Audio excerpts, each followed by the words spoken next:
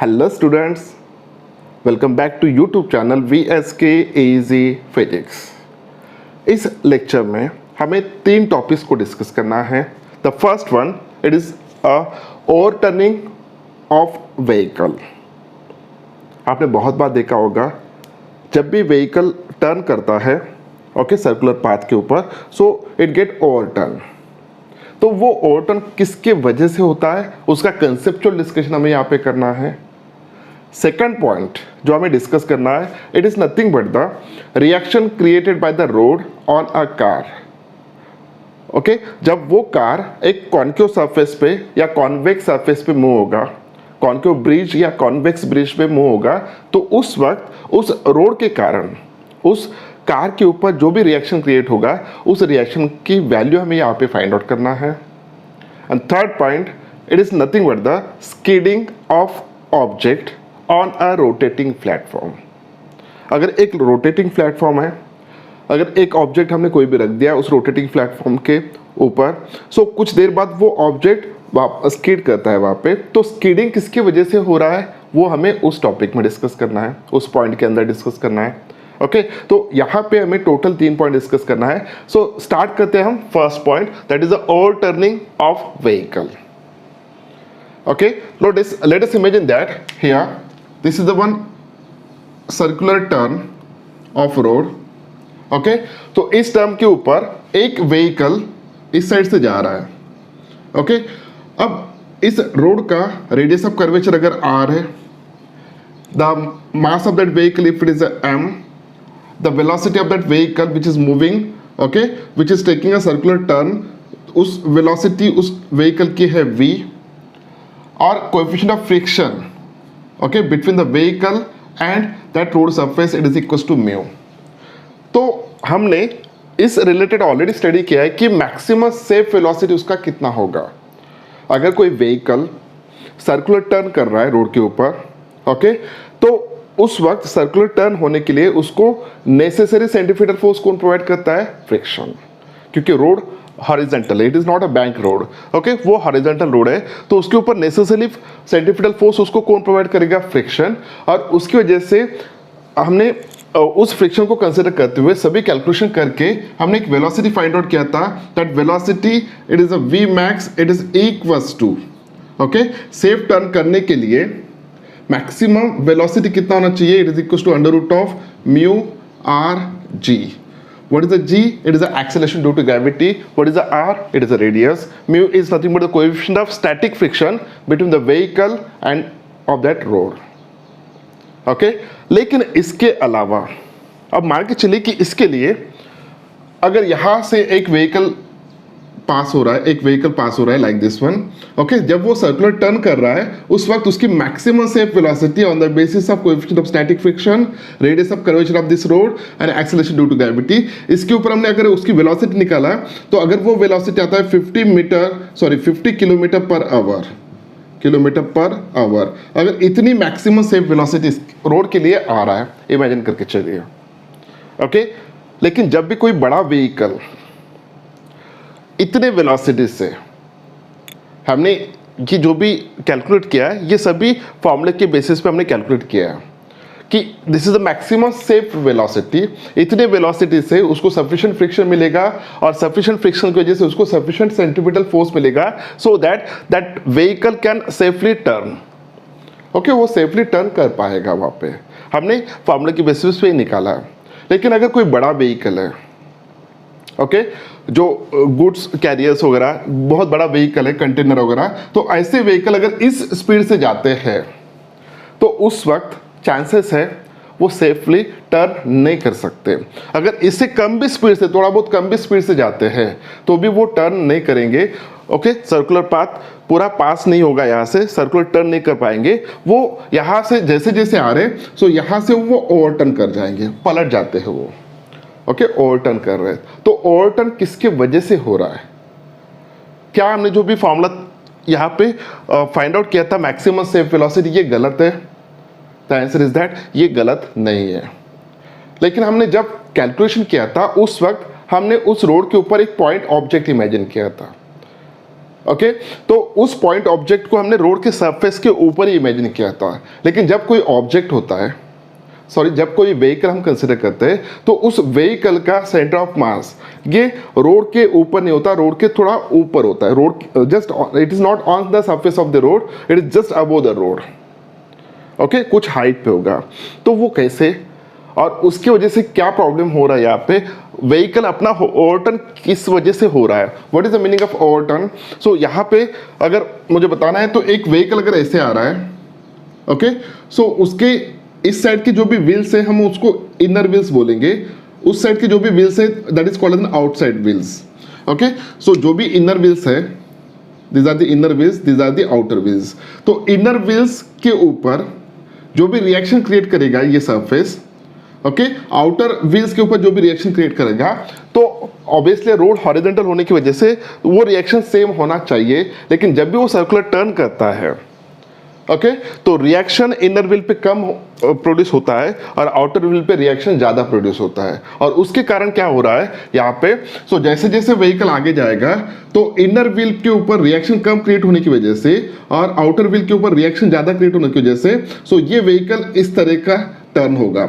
और जैसे जैसे वो टर्न हो रहा है so it may take overturn, okay उसका ओवरटर्न हो सकता है। अब ये रिएक्शन कैसे प्रोड्यूस होता है, वो रिएक्शन किसके ऊपर डिपेंड रहेगा, वही हमें यहाँ पे डिस्कस करना है one by one. Late us imagine that ये व्हीकल को मैं यहाँ पे इमेजिन कर रहा हूँ, ओके यहाँ तक पहुँच गया। अब कोई पर्सन यहाँ पे खड़ा है और उस व्हीकल की तरफ देख रहा है, ओके तो मैं इस व्हीकल का क्रॉस सेक्शन ले रहा हूँ, इस पूरे रोड का अलॉन्ग विथ व्हीकल यहाँ पे मैं क्रॉस सेक्शन ले रहा हूँ। तो यहाँ से अगर मैं इस व्हीकल को या इस रोड को देखता हूँ सो it is looks like this one, ये road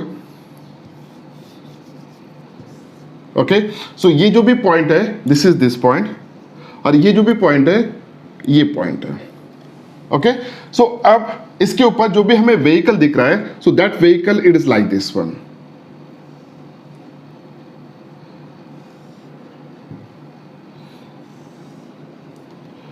So these are the inner wheels, okay? These are the outer wheels. ये outer wheels है, ये inner wheels है, okay? और ये वो vehicle है,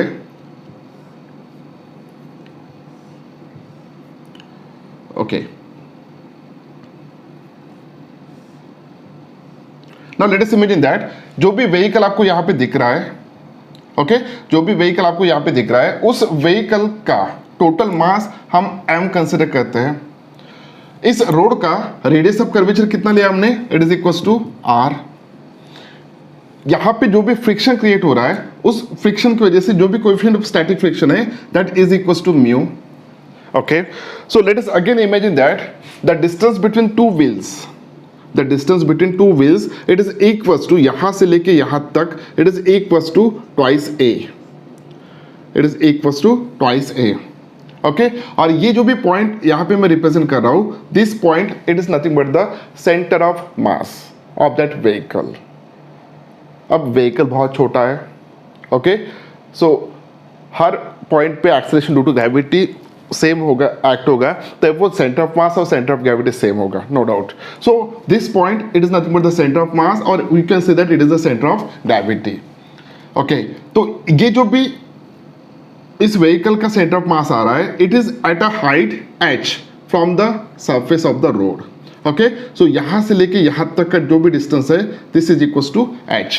तो h is nothing but the distance of that centre of mass of that vehicle from the road surface. What is the twice a, it is the distance between the two tyres, okay दो wheels के बीच में का distance है twice a। तो obviously centre of mass centre पे आएगा, तो यहां से लेके यहां तक का ये डिस्टेंस कितना होना चाहिए, it is equal to a। यहां से लेके यहां तक का ये डिस्टेंस कितना आना चाहिए, it is equal to a, क्योंकि इन दो पॉइंट में का डिस्टेंस कितना है ट्वाइस a, ओके अब देखिए जब व्हीकल v इतने वेलोसिटी से मूव हो रहा है हॉरिजॉन्टल सर्कुलर पाथ के ऊपर, हॉरिजॉन्टल सर्कुलर पाथ के ऊपर जब v इतने वेलोसिटी से मूव हो रहा है, ओके v इतने वेलोसिटी से मूव हो रहा है उस वक्त इस व्हीकल को सेंट्रीफ्यूगल फोर्स करके क्या एक्ट होगा, फ्रिक्शन फोर्स एक्ट होगा और जो भी फ्रिक्शन फोर्स एक्ट हो रहा है that friction force it is acting like this one, that friction force, it is acting like this one. Just wait.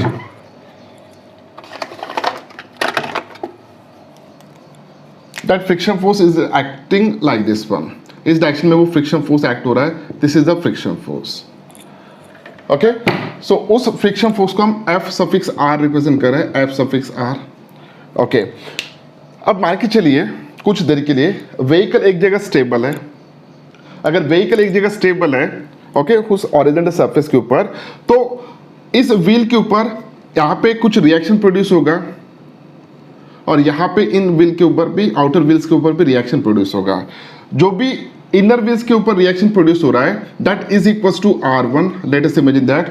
Outer wheels के ऊपर जो भी रिएक्शन प्रोड्यूस हो रहा है, that is equal to R2. अगर व्हीकल एक जगह पे स्टेबल है तो उस वक्त R1 और R2 दोनों की वैल्यू सेम होना चाहिए, क्योंकि हॉरिजॉन्टल सरफेस पे और व्हीकल स्टेबल है. ओके, तो उस वक्त जितना रिएक्शन इनर व्हील पे प्रोड्यूस होगा उतना ही रिएक्शन आउटर व्हील पे प्रोड्यूस होगा. ओके, सो R1 और R2 इन दोनों की वैल्यू सेम होगा. लेकिन हमने ऑलरेडी डिस्कस किया है कि जैसे व्हीकल मोशन में आता है, ओके, व्हीकल को अगर कुछ वेलोसिटी है तो उस वक्त इनर रिएक्शन की वैल्यू कम होता है, आउटर रिएक्शन की वैल्यू डिफरेंट ज़्यादा होता है as compare to inner reaction. So यहाँ पे एक इक्वेशन हम लिख सकते हैं. अगर ये सेंटर ऑफ मास है तो इस पॉइंट के ऊपर जो भी फोर्स एक्ट होगा डाउनवर्ड डायरेक्शन में, that force it is nothing but the m into g. तो हम एक पहला इक्वेशन यहाँ पे लिख सकते हैं. So that is nothing but the R1 plus R2 it is equals to mg. Okay, भले ही रिएक्शन R1 कम हो, भले ही रिएक्शन R2 ज्यादा हो, लेकिन दोनों का एडिशन जो भी होगा it is nothing but the total mg इतना होना चाहिए. Therefore R1 plus R2 is equals to mg. अगर व्हीकल स्टेबल है तो R1 प्लस R2 इन दोनों का वैल्यू सेम होगा. Okay, therefore 2R it is equals to mg. यानी हर व्हील के ऊपर, सॉरी, इनर व्हील्स और आउटर व्हील्स के ऊपर रिएक्शन सेम प्रोड्यूस हो रहा है, ऐसा हम कह सकते हैं अगर व्हीकल स्टेबल है तो. अब व्हीकल मोशन में है तो इनर व्हील्स पे जो भी रिएक्शन प्रोड्यूस होगा it is R1, outer wheels पे R2. Okay, R1 plus R2 it is equals to mg. Okay, ये पहला इक्वेशन हो गया. अब व्हीकल की वेलोसिटी कितना ले रहे हैं सर्कुलर मोशन के ऊपर, हॉरिजॉन्टल सर्कुलर मोशन के ऊपर व्हीकल मूव कर रहा है, तो उसकी वेलोसिटी कितना है v. उस व्हीकल का मास कितना ले रहे हैं हम m. तो उस व्हीकल को सेंट्रीपिटल फोर्स मिलेगा कि नहीं मिलेगा? तो आंसर है मिलना चाहिए, क्योंकि उस व्हीकल का सर्कुलर मोशन हो रहा है. अगर उस व्हीकल का सर्कुलर मोशन वहां पे हो रहा है तो वो सेंट्रीपिटल फोर्स उसको कौन प्रोवाइड कर रहा है? तो friction. Answer is that friction force. So therefore second equation जो भी आएगा यहाँ पे, so friction force it is equals to mv square upon r. What is the r? It is the radius of curvature. उस circular turn का जो भी radius of curvature है that is nothing but the r. v is the velocity, m is the mass of that vehicle. Okay, अब यहाँ पे okay, mv square by r इतना value आ गया फ्रिक्शन फोर्स का. That is the friction force provide the centripetal force. ये second equation, इसको हम equation number 1 consider करते हैं, इसको इक्वेशन नंबर 2 कंसीडर करते हैं. ओके, अब देखिए यहाँ पे इस पॉइंट को यहाँ पे मैं ड्रॉ करता हूँ. ओके, सो इस पॉइंट के ऊपर एक फोर्स एक्ट हो रहा है इस डायरेक्शन में. ओके, सो ये जो भी फोर्स एक्ट हो रहा है पॉइंट से h इतने डिस्टेंस पे इस डायरेक्शन में फोर्स एक्ट हो रहा है, इस डायरेक्शन में वो फोर्स की वैल्यू कितना है? That force is nothing but the friction force. It is nothing but the friction force. उसी तरह इस पॉइंट के ऊपर, यानी इस पॉइंट के ऊपर और एक फोर्स एक्ट हो रहा है that is nothing but the R1. So R1 यहाँ पे एक्ट हो रहा है. It is at a distance of A. इस पॉइंट पे एक्ट हो रहा है. कौन से डायरेक्शन में एक्ट हो रहा है? It is the upward direction. Okay, अब मान के चलिए कि ये एक पॉइंट है. अब मैं यहाँ पे फोर्स अप्लाई कर रहा हूँ. अगर यहाँ पे फोर्स अप्लाई कर रहा हूँ तो इस ऑब्जेक्ट का कौन सा मोशन हो रहा है? That is nothing but the rotational motion. Obviously उसका कौन सा मोशन हो रहा है? Rotational motion. अगर सेंटर ऑफ मास यहाँ पे, ओके, h इतने डिस्टेंस पे मैं फ्रिक्शन अप्लाई कर रहा हूँ इस डायरेक्शन में, तो इस ऑब्जेक्ट का कौन सा मोशन होना चाहिए? Rotational motion. सो यहाँ पे मुझे ये बताना है आपको कि इस फ्रिक्शन की वजह से पूरे व्हीकल का रोटेशन हो सकता है. ओके, क्लॉकवाइज होगा कि एंटी क्लॉकवाइज होगा? The answer is that clockwise. Okay, clockwise होगा. ओके, R1 की वजह से क्या इस व्हीकल का यानी जो भी रिएक्शन इनर व्हील्स के ऊपर प्रोड्यूस हो रहा है, क्या उसके ऊपर ऑब्जेक्ट का रोटेशन हो सकता है, ऑब्जेक्ट के ऊपर टॉर्क एक्ट हो रहा है क्या? The answer is that yes, torque act हो रहा है। तो वो एंटी क्लॉकवाइज में उसको रोटेट करना चाहता है या क्लॉकवाइज डायरेक्शन में? तो answer is that clockwise direction में। Okay, so f of r और R1 ये दोनों फोर्सेस जो भी है उस व्हीकल को क्लॉकवाइज डायरेक्शन में रोटेट करना चाहते हैं, लेकिन यहाँ पे और एक फोर्स एक्ट हो रहा है, that is nothing but the R2। Okay, that is a reaction on a outer wheel. So ये जो भी रिएक्शन है, it is at a distance A acting on the centre of mass in a upward direction R2। तो अब R2 की वजह से जो भी टॉर्क प्रोड्यूस हो रहा है, जो भी टॉर्क प्रोड्यूस हो रहा है इस व्हीकल के ऊपर, तो वो क्या करना चाहते हैं? उसका एंटी क्लॉकवाइज डायरेक्शन में रोटेट करना चाहता है। ओके, सिस्टम यहाँ पे मैं जो बता रहा हूँ उस सिस्टम के ऊपर टोटल 3 फोर्सेस एक्ट हो रहे हैं। तीनों फोर्सेस सेंटर ऑफ मास पे एक्ट नहीं हो रहे, थोड़ा दूर एक्ट हो रहे हैं, तो उनकी वजह से उस सिस्टम में रोटेशन प्रोड्यूस हो सकता है। ओके, क्लॉकवाइज में रोटेशन कौन कौन कर सकता है? एफ आर और R1। एंटी क्लॉकवाइज डायरेक्शन में रोटेट कौन कर सकता है? R2। ओके, R2 की वजह से जो भी टॉर्क प्रोड्यूस होगा वो यहाँ पे एंटी क्लॉकवाइज डायरेक्शन में रोटेट कर सकता है। लेकिन क्या ऑब्जेक्ट का फिलहाल रोटेशन हो रहा है क्या? The answer is that no, फिलहाल रोटेशन नहीं हो रहा है। तो इसका मतलब है जितने फोर्सेस उसको क्लॉकवाइज डायरेक्शन में रोटेट करना चाहते हैं उतने ही फोर्सेस उसको एंटी क्लॉकवाइज में रोटेट करना चाहते हैं। सो यहाँ पे रोटेशनल हम इक्विलिब्रियम कंसिडर करते हुए हम यहाँ पे लिख सकते हैं, सो torque okay in anti-clockwise direction it is equal to torque in anti-clockwise direction। so यहाँ पे तीसरा इक्वेशन जो भी आएगा that is equal to f r into h plus ये torque clockwise direction plus R1 into a, ये भी torque act हो रहा है in a clockwise direction which is equals to R2 into a. This is torque in anticlockwise direction. So दोनों torque की value same है, इसलिए वहां पे ऑब्जेक्ट का रोटेशन नहीं हो रहा है। ओके, सो अब ये इक्वेशन थर्ड हो गया। अब equation first, second, third. Okay, तो इक्वेशन सेकंड की वैल्यू मैं यहां पे सब्स्टिट्यूट करता हूं। So therefore it is equals to m we square upon r into h, m we square r upon into h, okay, plus R1 की value, okay, R1 की value क्या लिख सकते हो आप? So it is equal to m g minus R2। So therefore m g minus R2 into ये R1 की value होगा into a, it is equals to R2 into a. Okay, so अब इस इक्वेशन को हम यहाँ पे a से मल्टीप्लाई, सॉरी एक बार सॉल्व कर लेंगे। So m we square h upon r plus m g into a minus R2 into a, it is equals to R2 into a. Okay, अगर इसको मैं इस साइड सेंड करता हूँ, इस फैक्टर को, ओके, इस टर्म को इस साइड अगर सेंड करते हैं तो यहाँ पे क्या आ जाएगा? It's a plus, so it is equals to 2 times of R2 into ए।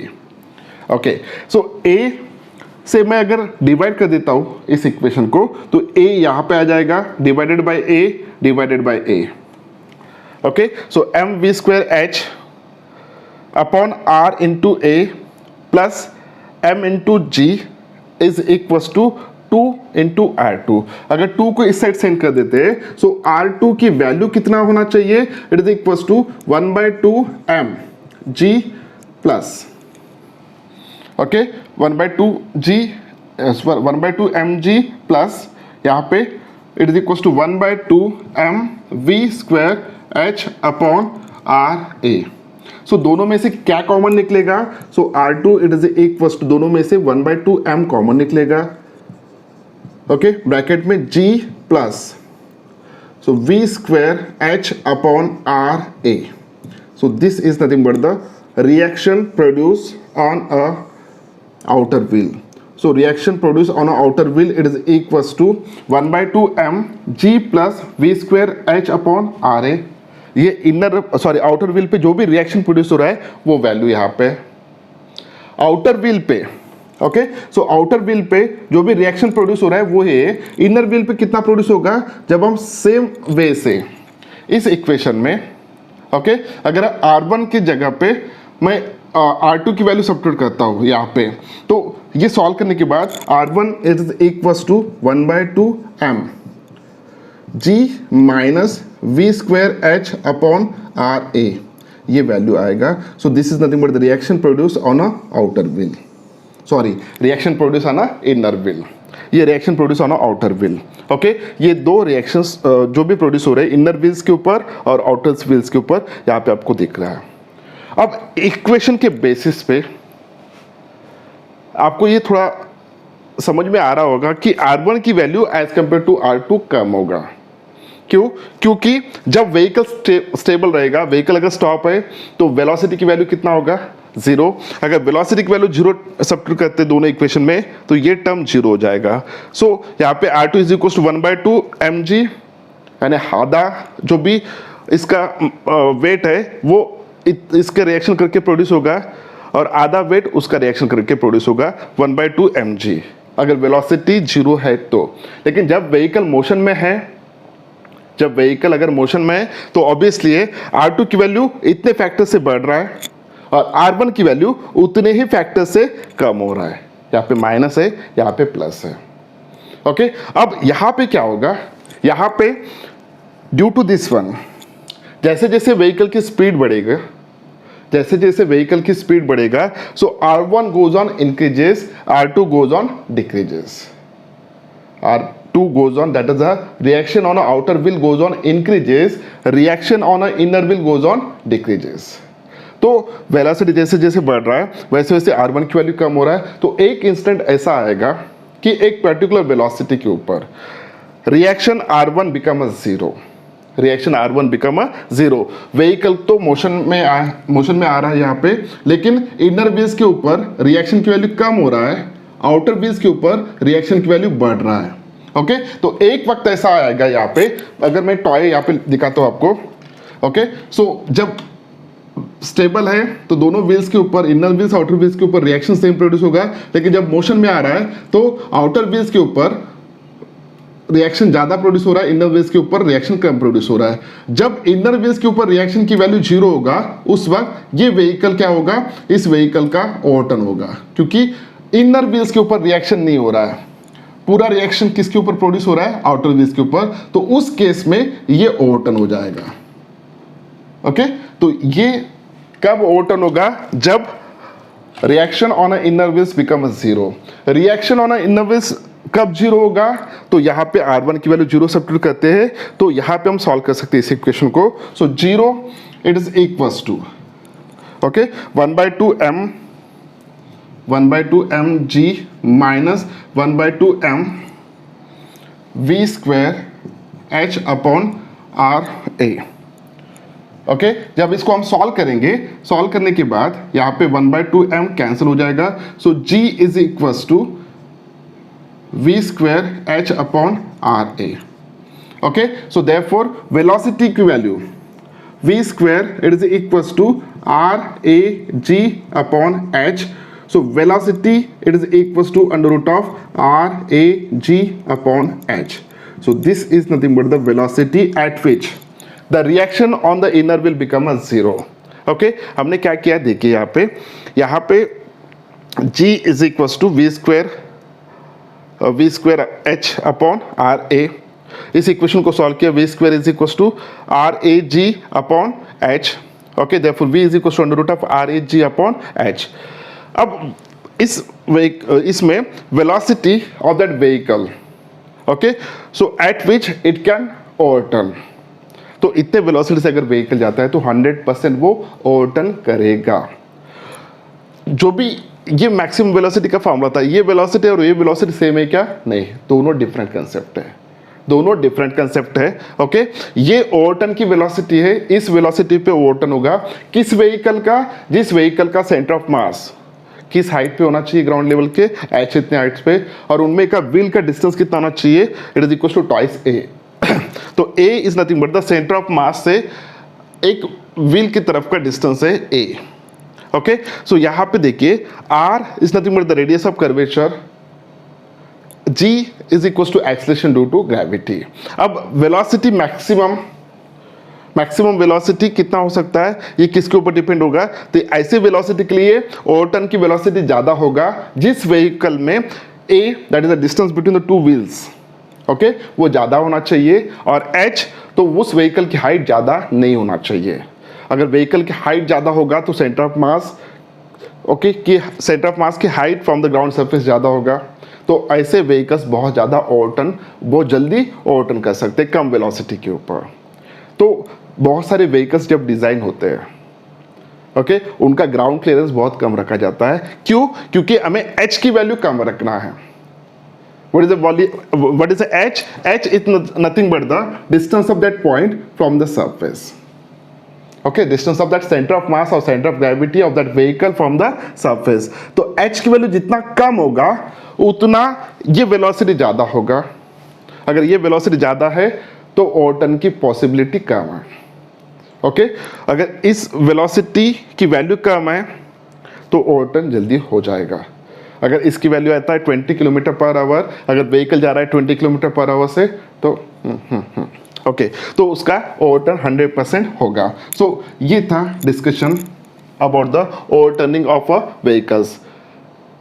आपको इसके रिलेटेड कैसे क्वेश्चंस पूछ सकते हैं, देखिए एक पर्टिकुलर वेलोसिटी दिया जाएगा उस व्हीकल की, बाकी सब चीज़ें दिया जाएगा, तो उस वक्त आपको इनर व्हील्स पे रिएक्शन कितना प्रोड्यूस हो रहा है, आउटर व्हील्स पे रिएक्शन कितना प्रोड्यूस हो रहा है वो पूछ सकते हैं। या आपको डायरेक्टली पूछेगा कि बाकी सभी पैरामीटर्स देखे कि किस वेलोसिटी पे उस व्हीकल का ओवरटर्न हो सकता है, वो भी आपको पूछ सकता है। ओके तो पॉसिबिलिटी है, ये दोनों फॉर्मूलेस आपको याद रखना पड़ेगा, और साथ ही साथ थर्ड फॉर्मूला V = RAG/H, तीनों फॉर्मूलेस आपको याद रखना पड़ेगा। सो ये था discussion about the overturning of vehicle. Okay सो बहुत बार आपने देखा होगा कि ओवरटर्निंग कैसे होता है, और बहुत बार कॉमन क्वेश्चंस आते हैं कि जब भी ओवरटर्न किसी व्हीकल का होता है उस वक्त क्या इनर व्हील्स पहले रोड को छोड़ेंगे कि आउटर व्हील्स छोड़ेंगे। ओके तो इसके बेसिस पे आप आंसर बता सकते हो। तो जैसे जैसे उस व्हीकल की वेलोसिटी बढ़ रहा है तो इनर व्हील्स के ऊपर रिएक्शन की वैल्यू कम हो रहा है, आउटर व्हील्स के ऊपर रिएक्शन की वैल्यू बढ़ रहा है। तो पहले सबसे पहले कौन से व्हील्स उस रोड को लीव करेंगे, छोड़ेंगे।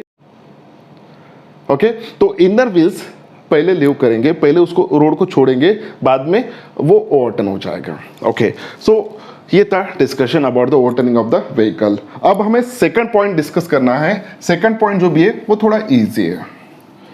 आपने बहुत सारे ब्रिज देखे होंगे, कुछ ब्रिज कॉन्केव शेप के होते हैं, कुछ ब्रिज कॉन्वेक्स शेप के होते हैं। ओके तो उन ब्रिज के ऊपर जब भी कोई व्हीकल मूव होता है तो उस व्हीकल के ऊपर उस ब्रिज का जो भी सरफेस है वो कितना रिएक्शन प्रोड्यूस कर रहा है उसका हमें यहाँ पे डिस्कस करना है। ओके तो शॉर्टली हम डिस्कस कर लेते हैं। यहाँ पे मान के चलिए एक कॉन्केव ब्रिज है, that concave bridge is like this one. Okay तो इस कॉन्केव ब्रिज के ऊपर ओके जब भी कोई व्हीकल मूव होता है, मान के चलिए this is the vehicle. Okay सो जब भी कोई व्हीकल इसके ऊपर मूव कर रहा है तो उस व्हीकल के ऊपर कितना रिएक्शन प्रोड्यूस होगा वो हमें यहाँ पे फाइंड आउट करना है। Okay let us imagine that the mass of that vehicle it is equal to m is the mass of that vehicle. इसका रेडियस ऑफ कर्वेचर जो भी है that is equal to capital R। Okay capital R is nothing but the radius of curvature. इसकी velocity let us imagine that it is a v। Okay अब इसके ऊपर जो भी फोर्सेस एक्ट होता है that forces it is equals to, इसका अगर मास m है तो नीचे डाउनवर्ड डायरेक्शन में एक फोर्स एक्ट होगा that is nothing but the mg इतना डाउनवर्ड डायरेक्शन में एक फोर्स एक्ट होगा। ओके सरफेस को परपेंडिकुलर डायरेक्शन में एक फोर्स एक्ट होगा that is nothing but the reaction. So this is nothing but the reaction which is created by this road on this vehicle या on that car के ऊपर जो भी reaction produce कर रहा है रोड का surface that is nothing but the R। अब इस ऑब्जेक्ट के ऊपर ग्रेविटेशनल फोर्स डाउनवर्ड डायरेक्शन में एक्ट हो रहा है और ये रिएक्शन, इन दोनों के अलावा और कुछ फोर्स वहां पे एग्जर्ट होगा क्या? The answer is that no. इन दोनों के अलावा और कोई फोर्स वहां पे एग्जर्ट नहीं होता है। अब यहाँ पे उस व्हीकल का सर्कुलर मोशन हो रहा है। अगर उस व्हीकल का सर्कुलर मोशन हो रहा है तो ऑब्वियसली उसको सेंट्रीफ्यूगल फोर्स मिलेगा। अब वो सेंट्रीफ्यूगल फोर्स कौन दे रहा है तो वो हमें फाइंड आउट करना पड़ेगा। So for that let us imagine that this is the direction along the radius, okay, radial direction, okay. अब ये mg ने जो भी इस इंस्टेंट पे एंगल यहाँ पे बनाया है इस रेडियल डायरेक्शन के साथ, that is nothing but the theta. So इसका mg का कंपोनेंट इस साइड कितना आना चाहिए? So mg it is equal to cos theta, mg cos theta. So इस डायरेक्शन में mg cos थीटा आ रहा है, इस डायरेक्शन में रिएक्शन आ रहा है। रिजल्टेंट सेंट्रीपिटल फोर्स, जो भी सेंट्रीपिटल फोर्स चाहिए वो सेंट्रीपिटल फोर्स किस डायरेक्शन में एक्ट होता है? तो वो इस डायरेक्शन में एक्ट होता है, ओके। तो सेंट्रीपिटल फोर्स कौन प्रोवाइड करेगा? इन दोनों का डिफरेंस, ओके, रिएक्शन और जी कुछ cos थीटा। तो यहाँ पे सेंट्रीपिटल फोर्स जो भी बनेगा, that centripetal force it is equals to, okay, centripetal force इस डायरेक्शन में बनना चाहिए, therefore it is equals to r minus mg cos theta, r minus mg cos theta. So what is the centripetal force? So उस vehicle का centripetal force हमें find out करना है जिस व्हीकल का मास है m, उसका वेलोसिटी है r और रेडियस ऑफ कर्वेचर है r, ओके। सो यहाँ पे velocity v, radius of curvature r, mass m, तो centripetal force mv square by r it is equals to, अब ये जो भी r है this is nothing but the reaction, okay. So this is nothing but the reaction, capital R यहाँ पे लिखते हैं। सो it is equals to minus mg cos theta, okay. Confusion ना होने के लिए आप इमेजिन कर सकते हो इस डायरेक्शन में रिएक्शन प्रोड्यूस हो रहा था r, okay. Radius of curvature जो भी है आप स्मॉल r लीजिए, radius of curvature small r लेंगे तो यहाँ पे स्मॉल r आएगा, mv square by r। Capital R is nothing but the reaction produce by that surface on that vehicle, okay. So therefore reaction की value कितना होना चाहिए इस केस में? सो it is equals to mv square by r plus mg cos theta. So इस equation को आपको याद रखना है, इसके ऊपर प्रॉब्लम्स आ सकते हैं, ओके। अब सेकंड रोड जो भी होगा वो किस टाइप का हो सकता है? सो रोड में be like this one, it is a concave shape, okay. So एक व्हीकल इसके ऊपर ऐसे जा रहा है, this is that vehicle, okay. तो यहाँ पे, ओके, जैसा हमने यहाँ पे बनाया उसी तरह वहां पे बना सकते हो आप। तो रिएक्शन जो भी प्रोड्यूस होगा, that reaction produce like this one in this direction surface, okay, reaction produce कर रहा है। अब यहाँ पे m, इसका मास जो भी है m, तो डाउनवर्ड डायरेक्शन में एक ग्रेविटेशन फोर्स एक्ट होगा, that is nothing but the mg, okay. अब इस डायरेक्शन में सेंट्रीपिटल फोर्स एक्ट होना चाहिए, it is along the radius towards the centre, centripetal force.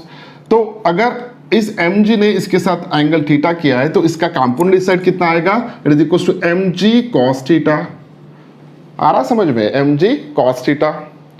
अब हमें निकालना क्या है? Reaction, okay. तो इस रेडियल डायरेक्शन में कितने फोर्स से एक्ट हो रहे हैं? दो, एक है r that is outward direction, एक है mg cos theta. Resultant centripetal force कहाँ पे एक्ट होना चाहिए? It is along the radius towards the centre. So therefore centripetal force it is equals to mg cos theta, क्योंकि ये force inward है तो इसकी वैल्यू ज्यादा होगा, इसकी वैल्यू कम होगा, क्योंकि रिजल्टेंट फोर्स इस डायरेक्शन में एक्ट हो रहा है। So mg cos theta minus r, mg cos theta minus r, okay. तो सेंट्रीपिटल फोर्स कैसा होगा? It is mv square by r small r, mv square by small r, it is equals to mg cos theta minus r, okay. तो हमें reaction निकालना है, तो reaction it is equals to, अगर इसको हम इस साइड लाते हैं तो ये उस साइड चला जाएगा। So it is equals to mg cos theta minus mv square by r। So this is the reaction produce on a concave bridge, sorry convex bridge, okay. इतना रिएक्शन प्रोड्यूस हो रहा है कॉन्वेक्स ब्रिज पे। Concave bridge पे कितना produce हो रहा है? It is equals to r is equals to mv square by r plus mg cos theta. तो इसको अगर उसी टर्म में मैं लिखता हूं तो r is equals to mg cos theta plus mv square by r। तो यहाँ पे देखिए जब कॉन्वेक्स है, सॉरी कॉनकेव है उस वक्त प्लस साइन, जब कॉन्वेक्स आ रहा है उस वक्त यहाँ पे माइनस साइन आ रहा है, ओके। तो इनके ऊपर प्रॉब्लम्स अक्सर पूछे जाते हैं कॉम्पिटिटिव एग्जाम में, ओके। सो अब नेक्स्ट टॉपिक जो भी हमें देखना है, सो इसका टाइटल क्या था? It is a reaction by the road surface, okay. तो नेक्स्ट टॉपिक हम देखते हैं यहाँ पे, it is nothing but the skidding of object on a rotating platform. बहुत इजी कंसेप्ट है, उसको 5 मिनट में फिनिश कर लेंगे हम।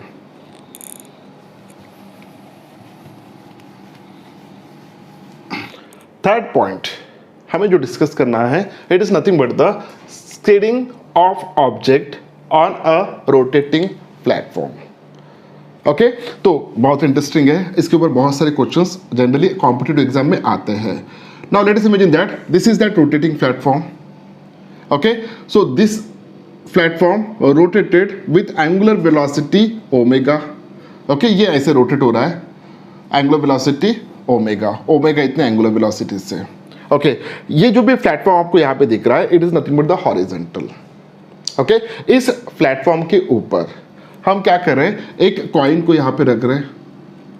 ओके, अब कॉइन को जैसे आप रखेंगे, अगर वो कॉइन उस प्लेटफॉर्म के साथ साथ यहाँ पे सर्कुलर मोशन करेगा, तो उस सर्कुलर मोशन का सर्कल जो भी ट्रेस वो कॉइन करेगा, that circle it is like this one, it is like this one. Okay, so ये सर्कल बन रहा है, तो उस सर्कल का जो भी वो कॉइन सर्कल वहां पे ट्रेस कर रहा है, उस सर्कल का रेडियस हम r कंसिडर करते हैं। उस कॉइन का मास कंसिडर कीजिए, it is equal to m। Okay, उस कॉइन और प्लेटफॉर्म के बीच में फ्रिक्शन क्रिएट होना चाहिए, तो उस फ्रिक्शन अगर क्रिएट होता है तो कोएफिशिएंट ऑफ स्टैटिक फ्रिक्शन की वैल्यू हम कंसिडर करते हैं म्यू एस।